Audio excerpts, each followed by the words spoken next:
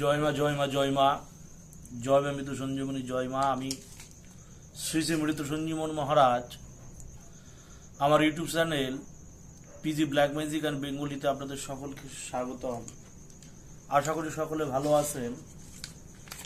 আমি একটি হাতে লেখা, বুঝতে পারছেন, মানে হাতে লেখা একটা বিশেষ কিতাবের কথা বলবো, যেটি হচ্ছে হাতে লেখা চাকমা তান্ত্রিক নিধান, তন্ত্র মন্ত্র গুপ্তবিদ্যার। এখানে বহু কিছু দেওয়া আছে, তন্ত্রমন্ত্র এবং গুপ্তবিদ্যার এখানে বহু কিছু দেওয়া আছে। হাতে লেখা চাকমা তান্ত্রিক নিধানে যে বিদ্যেগুলো আছে সেটি কিন্তু অত্যন্ত ফলপ্রদ। আমি ফলপ্রদ কেন বলছি, যে এই কিতাবে কিছু কিছু মন্ত্র আছে যেগুলো খুব কাজের, খুব কার্যকরী এবং খুব কাজ হয়। আমি বহু কাজ করি, আমি বহু ফল পেয়েছি এই চাকমা বিদ্যাতে প্রয়োগ করে। এই চাকমা বিদ্যাটি অনেকটি ওই সাঁওতালি বিদ্যে, আদিবাসী সাঁওতালি বিদ্যের মতোই বিদ্যাটি। মন্ত্রের মধ্যে বহু টান ছল আছে, যেগুলো প্রয়োগ করতে পারলে, যেটি সঠিকভাবে উচ্চারণ করতে পারলে বহুবিধ ফল পাওয়া যায়। আমি দেখাবো, তার মধ্যে দুটি আমি বিদ্যে দেবো এই চাকমা তান্ত্রিক নিধান এই কিতাব থেকে, মানে হাতে লেখা কিতাব থেকে আমি দুটি বিদ্যে দিতে চলেছি। আমি দেখিয়ে দেবো কোন দুটি বিদ্যে দেবো। একটি দেবো গুরু প্রণাম, যে কোনো কার্য শুরু করার আগে যে গুরু প্রণাম করতে হয়, গুরু প্রণাম, বা যে কোনো বশীকরণের তাবিজ জাগানোর একটি মন্ত্র দেবো, এটা গুরু প্রণাম দেবো। আর একটি যে কোনো বশীকরণ তাবিজ জাগানোর একটি মন্ত্র আপনাদের সান্নিধ্যে আমি দেবো। এবার আমি যে বিদ্যাটি দিয়ে কাজ করি এবং আমি এই বিদ্যাটি দিয়ে কাজ করে যে ফলপ্রসূ বা ফল পাই, কি করে বুঝবেন সেটা তো বোঝানোর ব্যাপার আছে। আমি একবার সবিস্তারে দেখিয়ে নিই, তারপরে আপনারা বুঝবেন ব্যাপারটি কি। কিতাবটি দেখেন, হাতে লেখা চাকমা তান্ত্রিক নিধান, তন্ত্র মন্ত্র গুপ্তবিদ্যা। এটা কিন্তু বহু পুরনো একটি কিতাব, বহু পুরনো একটি বই।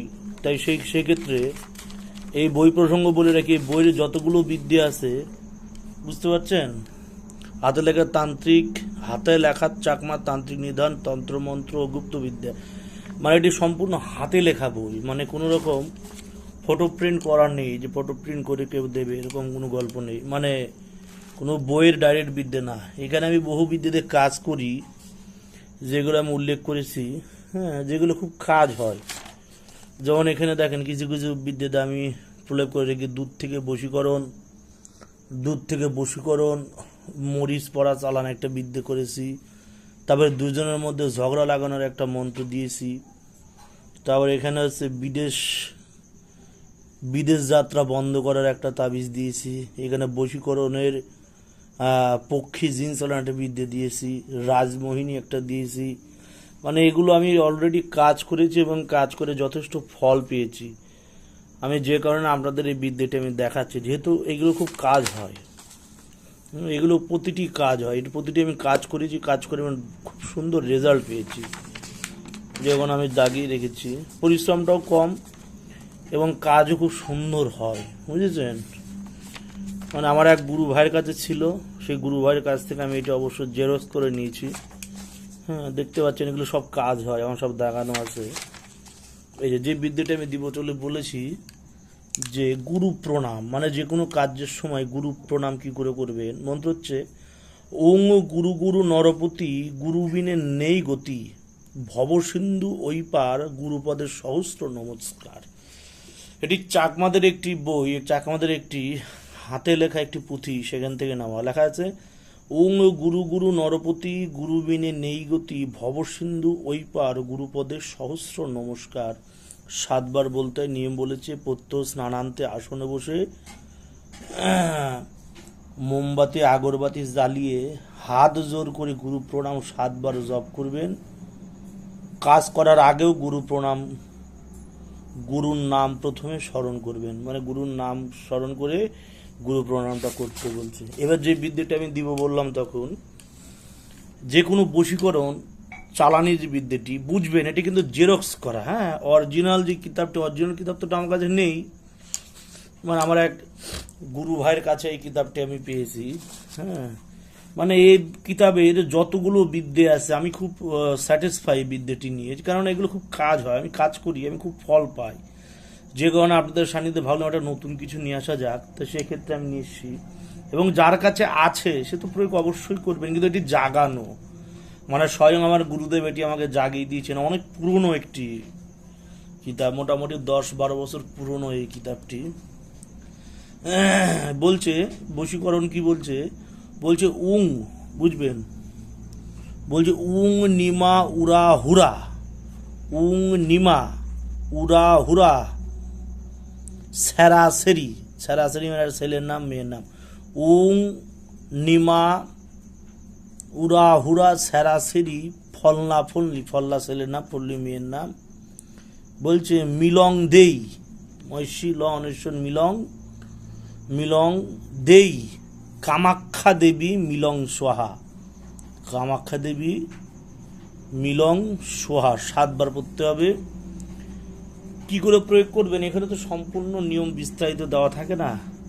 গুরু ভেদ, গুরু ছাড়া কোনো কার্য সম্পর্কে, আমার লাল কালি পরে যেমন আমার কাজ করা, যে কোনো বশীকরণ তাবিজ লেখার পরে নির্দিষ্ট মন্ত্র পড়ার পর উক্ত মন্ত্র পড়ে, বলছে উক্ত মন্ত্র পড়ে ফুঁক দিলেও বশীকরণ তাবিজ জাগ্রত হয়। যে কোনো বশীকরণ রিলেটেড যে তাবিজগুলো আপনারা বানান, তৈরি করেন, সেই বশীকরণ তাবিজ লেখার পরে এই মন্ত্র 7 বার পরে 7টি ফু দিলেও কিন্তু, ফলনা ফল্লি ছেলে মেয়ের নাম উচ্চারণ করে জপ ফু দিলেও কিন্তু তাবিজটি জাগ্রত। আমি সম্পূর্ণ নিয়ম বিস্তারিত বলছি, ভিডিওর সঙ্গে থাকুন, নিত্য নতুন কিছু শিখতে পারবেন।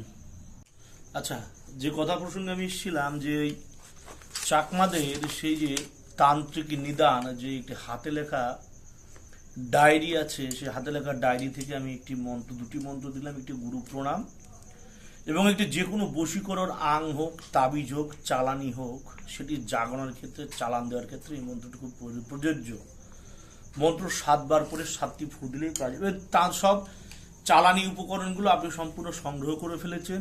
সংগ্রহ করে ফেলে আপনি উক্ত মন্ত্র, যে মন্ত্র দিয়ে আপনি চালানি ক্রিয়া করছেন, সেটি জপ করে ফেলেছেন। জপ করার পর পরিশেষে, একদম শেষে এই মন্ত্রটি, যে মন্ত্রটা আমি বললাম, এই মন্ত্রটি মাত্র 7 বার করে 7টি ফু দেবেন। যে কোনো চালানি বশীকরণ রিলেটেড ক্রিয়া খুব ভালো। দেখেন বাবা, যে কোনো যারা তন্ত্রের কাজ করেন তারা কিন্তু একরকম বিদ্যেতে কাজ করে না, তাদের কাছে নানান রকম ভ্যারাইটি রকম বিদ্যে থাকে, সেগুলো দিয়ে তারা কাজ করে। আমি সেরকম তাদের মধ্যে একজন।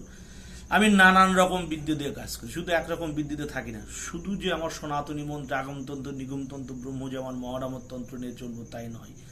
আমাদের এর অতিরিক্ত আমি বহু আদিবাসী তন্ত্র, সাঁওতাল তন্ত্র, হুডু তন্ত্র, হ্যাঁ, তারপরে ধরেন আপনি ওই চাকমাদের, পাহাড়িদের কিছু বিদ্যে, কিছু বার্মিজ বিদ্যে, কিছু মুসলমানি সোলাইমানের বিদ্যে, এগুলো দিয়ে আমি প্রভূত পরিমাণ কাজ করি এবং ফলও যথার্থ ফল পাই অবশ্য, যে কারণে এগুলোতে বিদ্যে প্রয়োগ করি। এইসব বিদ্যে মোটামুটি যার অধিকার পেতে গেলে, এগুলো মন্ত্র অধিকার পেতে গেলে প্রথমত গুরু দীক্ষিত হতে হবে। গুরু দীক্ষিত, ভিন্নক্ষিত এসব মন্ত্র খাটবে না। যে কোনো বশীকরণ ক্রিয়ার আগে, যে কোনো বশীকরণ কাজ করার আগে আপনি যদি এই বিদ্যে দিয়ে সে বশীকরণ চালানটুকু দেন বা গুরু প্রণাম করে এই বিদ্যে প্রয়োগ করেন, তাহলে 100% ফলাফল আপনি কামনা করতে পারেন। এটি বহু প্রভাবিত, বহু পরীক্ষিত, বহুবার বহু তান্ত্রিকগণ, উচ্চ পদস্থ, উচ্চ মার্গের তান্ত্রিকদেরও আমি ব্যবহার করতে দেখেছি। শুধু যে আমি করছি তাই নয়, উচ্চ মার্গের তান্ত্রিকরাও এসব বিদ্যেতে কাজ করে। আমি গোটা ভারতবর্ষে ঘুরে বেড়াই, যেখানে সেখানে গেলে আমাকে দেখতে পাবেন। আমি সকলের মধ্যে বসি, সকলের মধ্যে বসে নানান তন্ত্রচর্চা করি। তখন তাদের মুখেও শোনা তারাও এসব বিদ্যেতে প্রয়োগ করে। কেন? এইগুলো বিদ্যে নির্ভুল, এগুলো বিদ্যে কোনো সারণ নেই। মানে ক্রিয়া করার পর যে নেগেটিভ যে ওয়েটা থাকে, নেগেটিভ যে তড়িৎ প্রবাহটা থাকে, সেটা শরীরে আসে না। মানে যে কোনো ক্রিয়ার বিপরীত ধর্মী যে প্রতিক্রিয়াটা, সেটা শরীরে চট করে আসে না এইসব বিদ্যেতে প্রয়োগ করলে। তৎপরই কার্য করার আগে তো আত্মকর্ম করে নিয়ে কার্য ব্রতী হতে হয়। কিন্তু এসব বিদ্যুতে প্রয়োগ করলে বাবা খুব ফল পাওয়া যায়, খুব ফল পাওয়া যায়। শুধু উচ্চারণটুকু শুদ্ধ রেখে আপনি কার্যে ব্রতী হবেন, দেখবেন শতাধিক ফল পাবেন, বহু প্রভাবিত। এই ডায়েরিতে মোটামুটি 200-300 খানা মন্ত্র আছে, 200-300টা বিদ্যে আছে। আমি সম্পূর্ণ বিদ্যেই আমার চ্যানেল পিজি ব্ল্যাক ম্যাজিক আর বেঙ্গলিতে ঠাকুরবাড়ি পঞ্চমুখী আমি দেওয়ার চেষ্টা করব। আশা করি আপনারা দেখে কিছু বুঝতে পারবেন। জয় মা, জয় মিত্র সঞ্জীবনী, জগতের মঙ্গল করো।